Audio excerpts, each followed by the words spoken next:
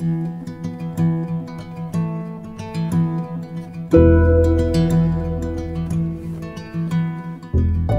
the middle of the city, there is a farm.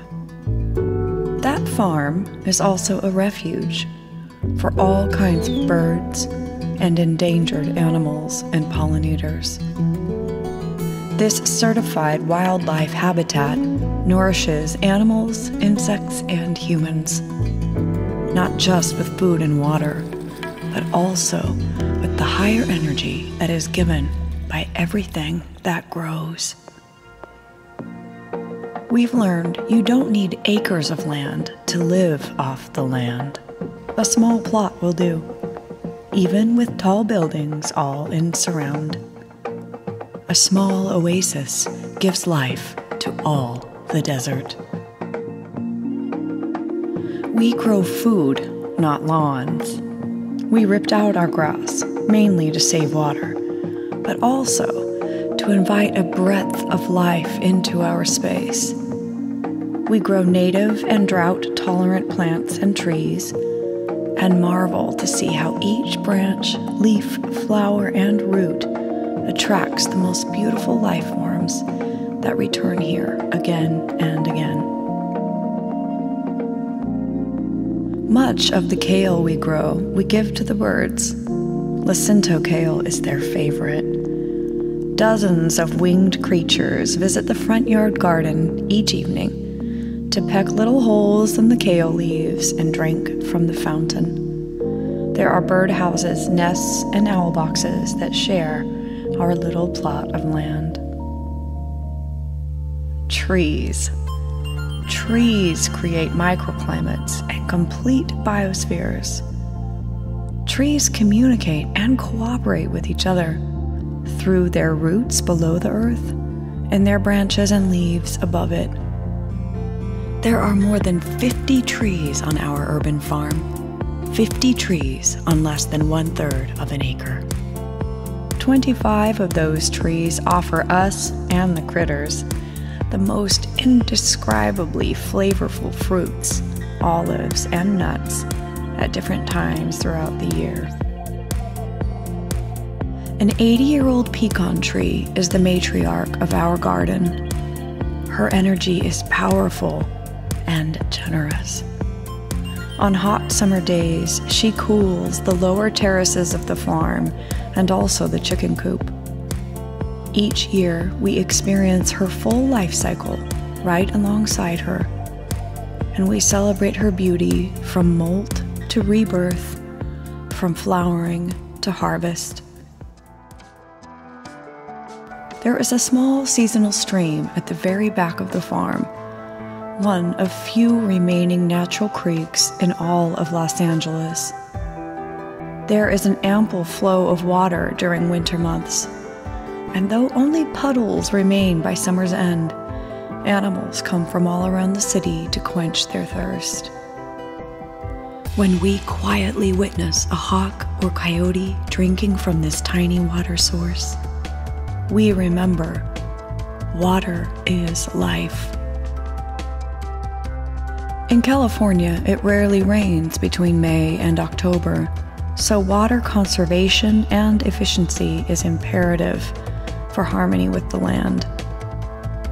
During winter months, we collect rainwater in a cistern and rain barrels. Our laundry gray water system nourishes the front garden, citrus, and hedge. An outdoor shower waters fruit trees, flowers, and succulents. We are especially blessed by the life-giving creek that feeds our trees and those in surround, that all belong to a small greenbelt in the middle of a crowded and overly paved city. Solar panels power our electric car to help lower our carbon footprint. Eating vegan and composting are fundamental in our efforts to live plastic-free and zero waste. Both growing our own produce and creating food from scratch make mealtime a grateful celebration of taste, health, and harmony. We share the bounty of harvest through garden gatherings with family, friends, and our community. where all may feel the healing energy of nature within and all around. We preserve fruits and vegetables for cooking and baking beyond harvest. We dry a variety of garden herbs to use year-round. We also save our own seeds. These little sunburst tomatoes have been growing from saved seed on our farm for over 7 years. They really do taste like a burst of sweet light. Our garden is graced by the energy of Zen through our outdoor practices of yoga, meditation, and stillness. We agree with Ralph Waldo Emerson when he said, "Nature always wears the colors of the spirit." Working in the garden is an exhilarating labor of real love. Joy, elation, and peace are gifts good earth offers. There must be something in our human DNA that yearns to watch things grow.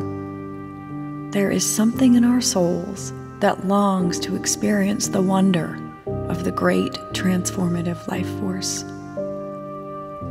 Our home, farm, and gardens are all organic and chemical-free.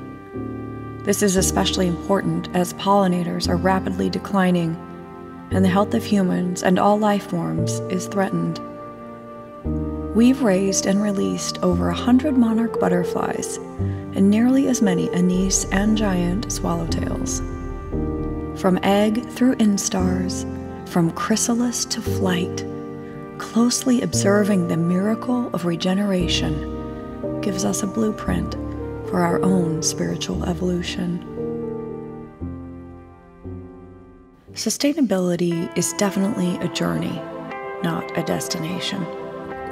The more we strive along its path, the more we realize how far we still have to go to truly live in conscious harmony with nature. But as Lao Tzu said, the journey of 1,000 miles begins with a single step.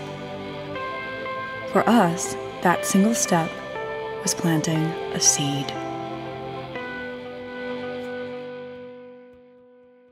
I want a renaissance to shine a light, be the change we want, set things right. We've been waiting in the dark for so long.